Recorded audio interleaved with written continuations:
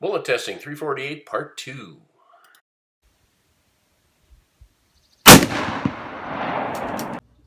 Here's my bullet test. So what did I discover?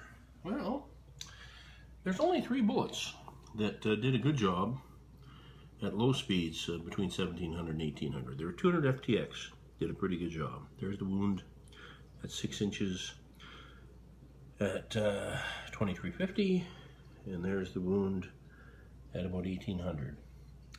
And you can see it actually made a decent wound. Also, the Swift bullet, that's the wound at high speed, that's the wound at low speed. Very similar, actually.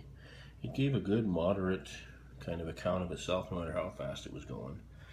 And then the Barnes was excessive. Made the biggest wound by far at 2300. Lost its core, but still, that's still fairly heavy, 92.7 grains. And also at the lowest speed, also made a good wound. The highest speed, it was the only one to just knock the crap out of the box so it fell off the stage. It has a really powerful effect. The 250 Woodley made no expansion at all at 1700 feet per second. Might even have been 1650. And because it penetrated the furthest, and that was 15 inches of penetration, it hit some very, very heavy paper on the edge, self-destructed. It didn't self-destruct at high speed.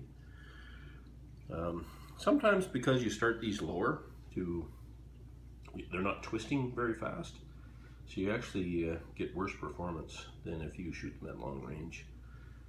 If that makes any sense to you. This Hornady flat nose didn't do a bad job either. Penetrated a little bit, or rather expanded a little bit at low speeds. Penetrated well at both. In fact, it was one of the best penetrators at high speed. Surprising. And the Silvertip came apart and didn't expand much at low speed. So Silvertip was actually one of the worst bullets, worse than I thought. If I had to pick 2, probably this 200 FTX because of its ranging capabilities, and this 200 Swift because of its very even performance. And I might think about the 220 Barnes if I was shooting elk or maybe elk size game, because it's really got great performance at both speeds as well. So that was a very interesting test. Very, very enjoyable. Okay, here's my raw data. The best penetration was the 250 Woodley.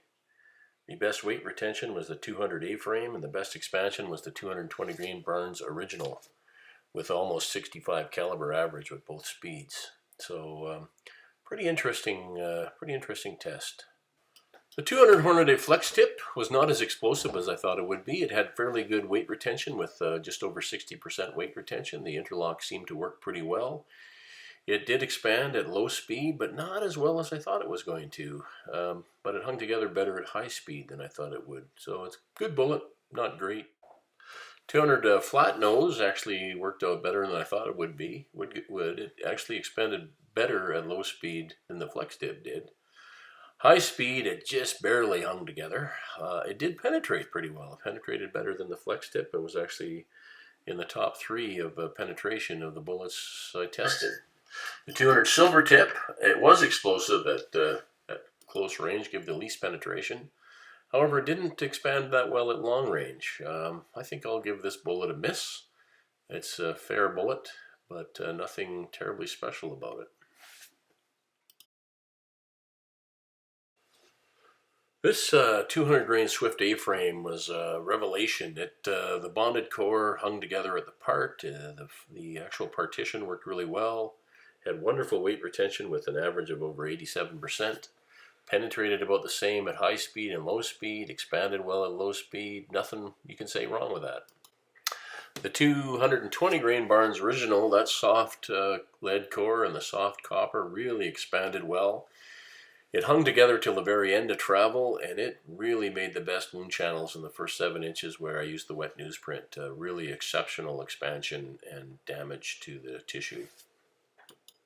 You can see that's the entry hole. I never saw that in any other bullet. It was actually phenomenal damage. Really interesting that this 250 Woodley so kind of destructed a bit at low speed. It's because it tumbled. I keep the speed low so it doesn't twist as fast, and therefore it starts to tumble, and it just wasn't up to that. Because it shoots to a different point of view or point of aim, I think I'll leave this one for special applications.